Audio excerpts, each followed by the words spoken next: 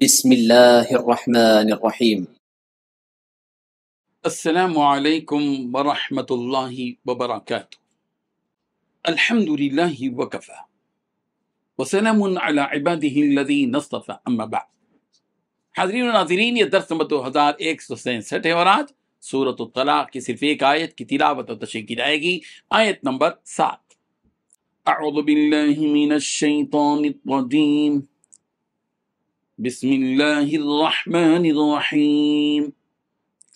لينفق ذو سعة من سعته ومن قدر عليه رزقه فلينفق مما آتاه الله لا يكلف الله نفسا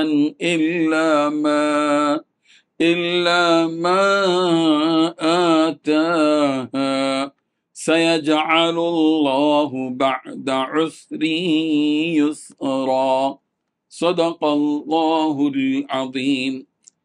لفظی ترجمہ یوں ہے، لینفق چاہیے کہ خرچ کرے، ذو سعت صاحب وسعت، من سعتہ اپنی وسعت کے مطابق، ومن قدیرہ اور جو شخص کے تنگ کیا گیا ہو، علیہ اس پر، رزق ہو اس کا رزق، فلینفق تو چاہیے کہ وہ خرچ کرے، مما اس میں سے جو آتاہ اللہ، اللہ نے اس کو دیا ہے، لا یکلف اللہ، اللہ تکلیف نہیں دیتا، نفساً کسی نفس کو، الا مگر، ما آتاہا جو اس نے دیا ہے اس کو، سیجعل اللہ ان قریب اللہ کر دے گا، بعد عسر تنگی کے بعد، یسرن آسانی۔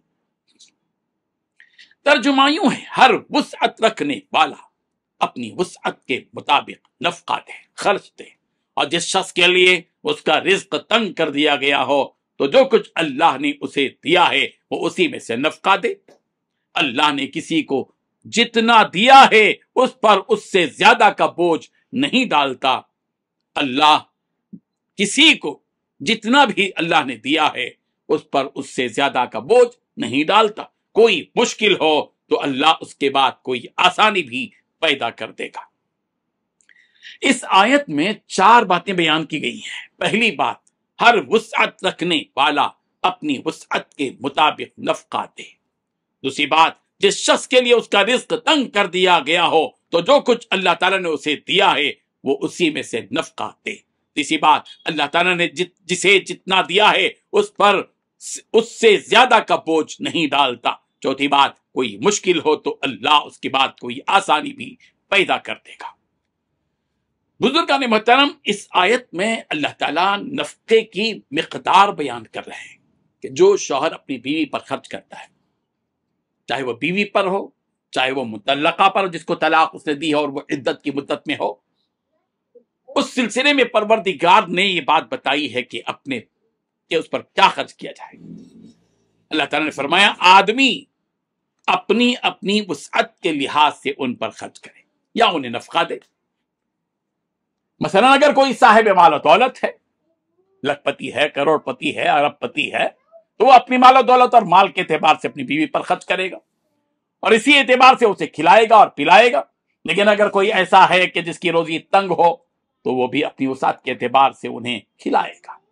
عورت کو اس بات کا حق نہیں کہ وہ اپنے شوہر سے اس کی وسعت سے زیادہ کا مطالبہ کرے، جتنی تنخواہ ہے، جتنی آمدنی ہے، اس سے زیادہ کا مطالبہ کرے گی تو ظاہر بات ہے کہ عورت کی طرف سے مرد پر ظلم ہوگا۔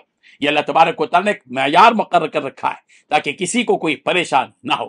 اللہ تعالیٰ بھی آدمی پر اس کی طاقت اور وسعت سے زیادہ کا کوئی بوجھ نہیں ڈالتے۔ 20,000 کمانے والے پر اللہ تعالیٰ نہیں کہتے کہ تم 50,000 بیوی پر خرچ کرو، نہیں، بلکہ انہیں اسی کام کے کرنے کا حکم دیتا ہے جو ان سے ہو پاتا ہے۔ سورہ بقرہ کی آیت نمبر 286 میں بھی اللہ تعالیٰ نے یہی بات بتائی، لا یکلف اللہ نفسا الا وسعها۔